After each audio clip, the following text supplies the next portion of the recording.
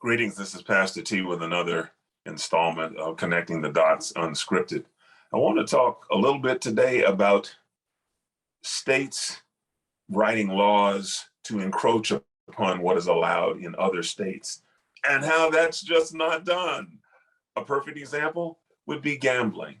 Can you imagine, say, the state of Maryland, where I live? Well, actually, we have gambling here. So let's say that there's a state that does not allow gambling, however precious few of those remain, but that a state that does not allow gambling, to say that we want to know, we want your neighbors to dime you out and tell us if you're going from our state that doesn't allow gambling to a state that does. And we'll pay you money for that, to dime your neighbor, your relative, your coworker out. We'll pay you money to dime them out so that they can't go to another state to engage in activity that's not legal here in our state.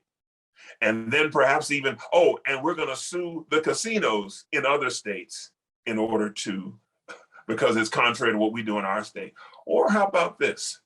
Prostitution is legal in Nevada. So we're going to have people dime you out if you go to go to Nevada to engage in what is legal in their state legal activity.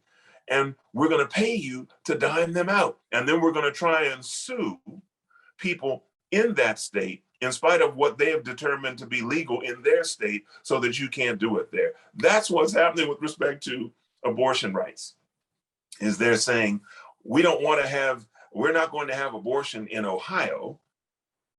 Well, no, let's pick one of the big offenders. We're not going to have abortion in Texas.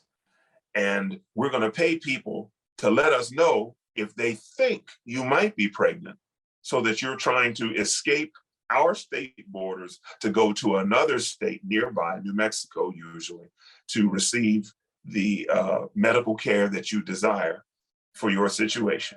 Should abortion be plentiful and an abortion for everybody? No, we would hope that abortions would be exceedingly rare. But if that's a decision that a woman has made, or God forbid, the parents of the 10-year-old child who was pregnant and they had to leave Ohio to go to Indiana to get medical care for their child, how dare you say, hey, if you neighbors know anything about it, you coworkers, you friends, you family members, we want you to dime them out and tell us about it so we can try and intercede.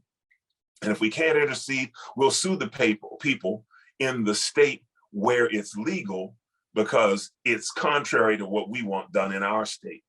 Texas laws don't control New Mexico or California or any other state besides Texas. Ohio laws don't control anybody else, anywhere else but Ohio. And it is unseemly, it is excessive, it is a massive overreach that you're going to have some states saying, you do anything in that state that we don't agree with, and people from our state are coming there to get those services, we're going to sue you. Who does that? I guess only where women's health and women's rights and women's bodies are concerned. But that level of hypocrisy and overreach has to stop. And it's up to you to make people who pass these laws pay with their jobs this year, 2022.